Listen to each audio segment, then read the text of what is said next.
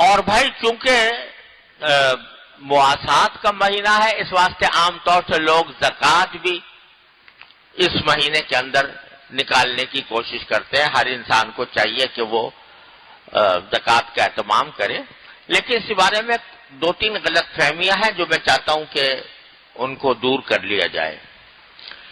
پہلی بات تو یہ ہے کہ لوگ سمجھتے ہیں بس زکوٰۃ رمضان ہی کے اندر دینی ہے، رمضان ہی کے اندر اس کا حساب کرنا ہے۔ یہ بات غلط ہے۔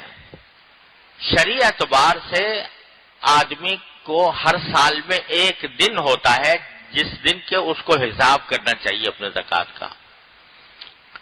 وہ دن ضروری نہیں رمضان ہی ہو، بلکہ اصل شریعت کا حکم یہ ہے کہ جس روز یا جس تاریخ میں انسان سب سے پہلے صاحب نصاب بنا، یعنی جس تاریخ میں سب سے پہلے اس کے پاس اتنا مال آیا جو 52.5 تولہ چاندی کے قیمت کا ہے، جو آج کل 40,000 کے قریب ہوتا ہے تقریباً۔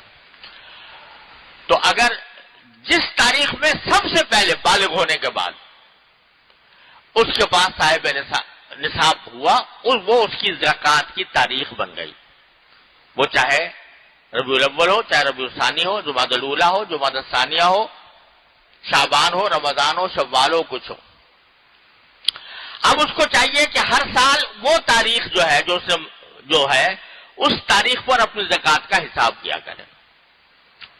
اگر وہ تاریخ کسی کو یاد نہیں ہے کہ بھئی میں سب سے پہلے کب صاحب نصاب بنا تھا، تو پھر ایک اندازے سے، محتاط اندازے سے کوئی تاریخ مقرر کر لے اور ہر سال اس تاریخ پر حساب کیا کرے زکوٰۃ کا کہ میرے پاس کتنا مال ہے۔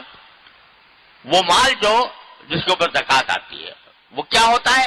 وہ نقدی ہے، زیور ہے، بینک بیلنس ہے، یا اگر کوئی تاجر ہے تو تجارتی اسٹاک، تجارت کا جو اسٹاک ہے، سامان تجارت، اور خام مال بھی اس میں داخل ہے، اس کی قیمت لگا کر اس کا 40واں حصہ زکوٰۃ واجب ہوتی ہے۔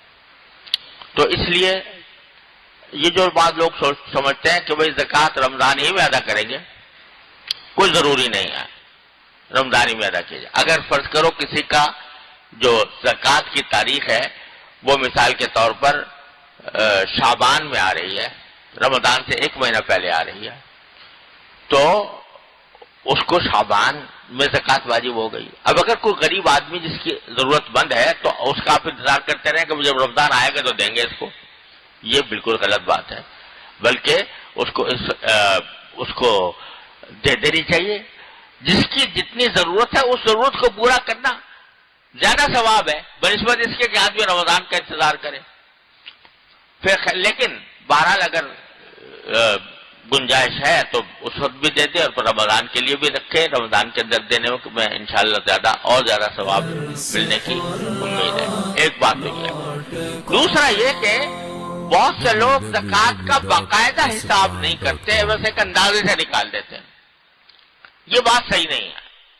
آدمی کو، ہر انسان کا یہ فرض ہے کہ وہ حساب کرے کتنے میرے پاس نقدی ہے، کتنا میرے پاس زیور ہے، اس کی کیا قیمت ہے، اور کتنا میرے پاس سامان تجارت ہے، اس کی کیا قیمت ہے جو میں نے بیچنے کے لیے لیا ہوا ہے، اور پورا حساب کر کے باقاعدہ لکھ کر اور اس کو اپنے پاس رکھے، پھر چاہے ادا کرتا رہے رفتہ کر کے، لیکن حساب کرنا ضروری ہے۔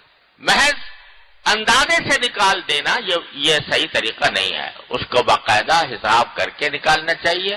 40واں حصہ 2.5% زکوٰۃ ہر انسان کے اوپر اس سلسلے میں واجب ہوتی ہے جو صاحب نصاب ہو۔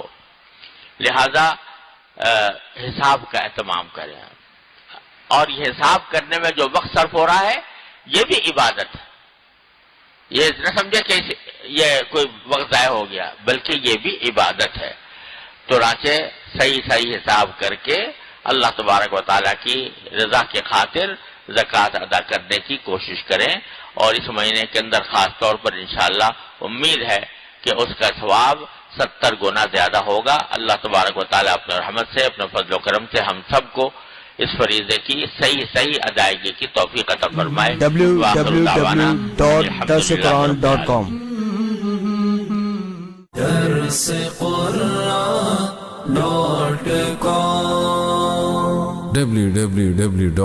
www.darsequran.com